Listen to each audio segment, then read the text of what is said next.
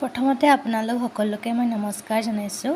আজি মই আপোনালোকৰ আগলৈ লৈ আহিছোঁ ৰাজমাৰ এটা ভিডিঅ'। এই ভিডিঅ'টোত মই ৰাজমা কেনেকৈ বনাইছিলোঁ তাকে দেখুৱাবলৈ চেষ্টা কৰিছোঁ। আশা কৰোঁ আপোনালোকে মোৰ এই ভিডিঅ'টো চাই ভাল পাব।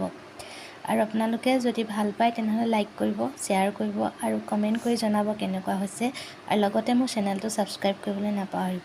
তেতিয়াহ'লে আহকচোন ৰাজমা ৰেচিপিটো বনাবলৈ আৰম্ভ কৰোঁ।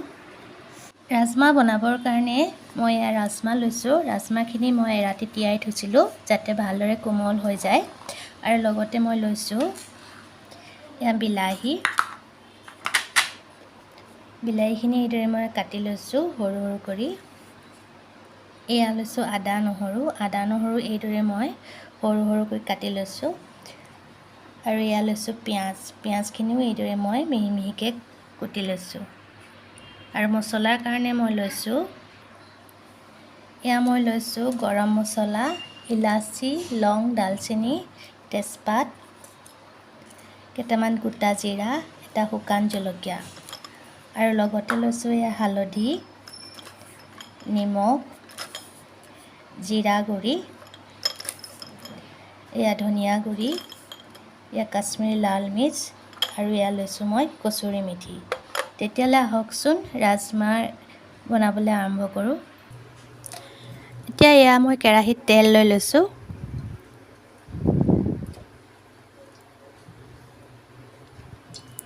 তেল আপোনালোকে যিকোনো তেল ব্যৱহাৰ কৰিব পাৰিব। তেল গৰম হৈ গৈছে, এতিয়া মই ইয়াত গৰম মছলা দি দিছোঁ।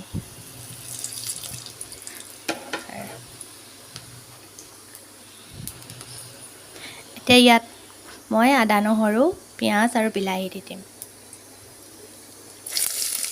আদা নহৰু দিছোঁ, ইয়াত পিঁয়াজ দিছোঁ।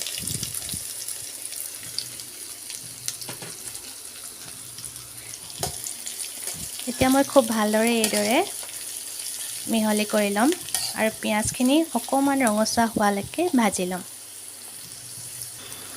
পিঁয়াজখিনি অকণমান ৰঙচুৱা নিচিনা হৈ গৈছে, এতিয়া ইয়াত মই বিলাহী দি দিম।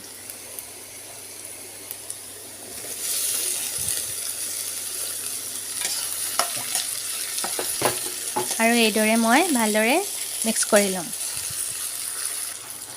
বিলাহীখিনি অকণমান কোমল হৈ গৈছে, এতিয়া ইয়াত মই মছলা দি ল'ম। এয়া মই হালধি দিছোঁ, সৰু চামুচখনে চাহ বনাবলৈ যিখন চামুচ ব্যৱহাৰ কৰোঁ চেনি দিয়া, সেইখনে মই 1 চামুচ হালধি গুড়ি দিছোঁ।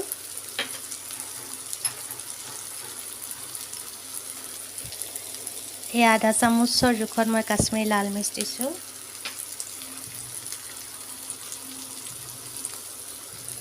ধনিয়া গুড়ি মই এই চামুচখনে 1 চামুচ দিছোঁ।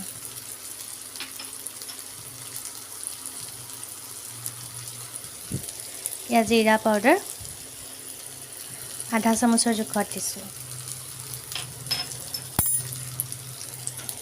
এতিয়া মই খুব ভালদৰে মিক্স কৰি ল'ম। ইয়াত মই অকণমান পানী দি দিছোঁ যাতে মছলাখিনি কেৰাহী তলিত লাগি নধৰে।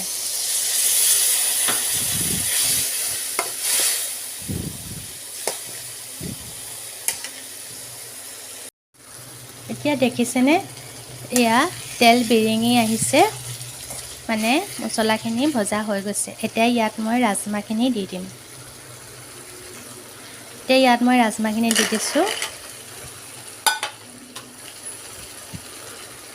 আৰু খুব ভালদৰে মিক্স কৰি ল'ব।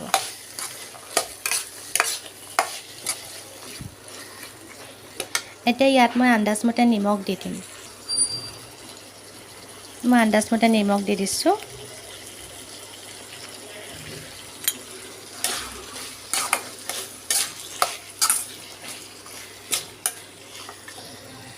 এতিয়া ইয়াত মই পানী দি দিছোঁ।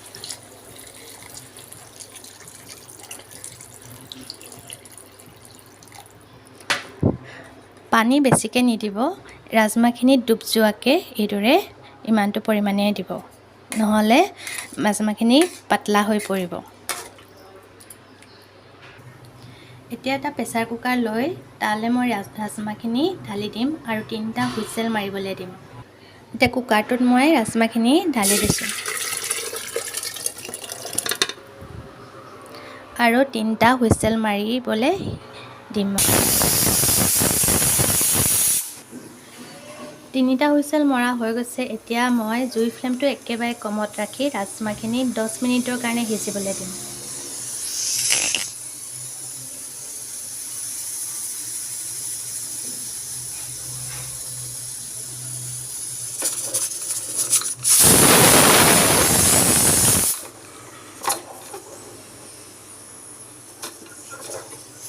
এইদৰে একেবাৰে কমত ৰাখিব জুই ফ্লেমটো আৰু 10 মিনিটৰ কাৰণে জুইৰ ওপৰত প্ৰেছাৰ কুকাৰটো ৰাখি থ'ব। 10 মিনিট হৈ গৈছে। এতিয়া জুই ফ্লেমটো মই বন্ধ কৰি দিম আৰু অকণমান ঠাণ্ডা হোৱাৰ পিছত ঢাকনখন খুলি তাত মই কচুৰি মেথি দি দিম। এতিয়া মই কুকাৰৰ ঢাকনখন খুলি দিম।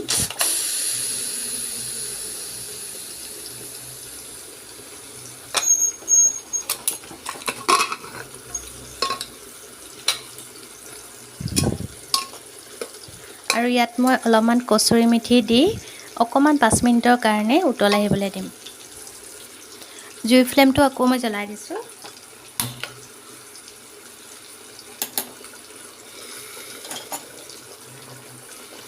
এতিয়া ইয়াত মই কচুৰি মেথি দি দিছোঁ আৰু 5 মিনিটৰ কাৰণে মই উতলাই আহিবলৈ দিম।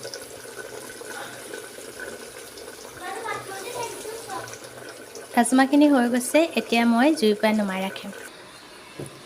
আশা কৰোঁ আপোনালোকে মোৰ ৰাজমাৰ এই ভিডিঅ'টো চাই ভাল পালে আৰু এইদৰে এবাৰ বনাই চাবচোন আৰু কেনেকুৱা পালে কমেণ্ট কৰি জনাব। আৰু আপোনালোকে যদি ভাল পায় তেনেহ'লে লাইক কৰিব, লগতে শ্বেয়াৰো কৰিব আৰু মোৰ চেনেলটো ছাবস্ক্ৰাইব কৰিবলৈ নাপাহৰিব। ধন্যবাদ।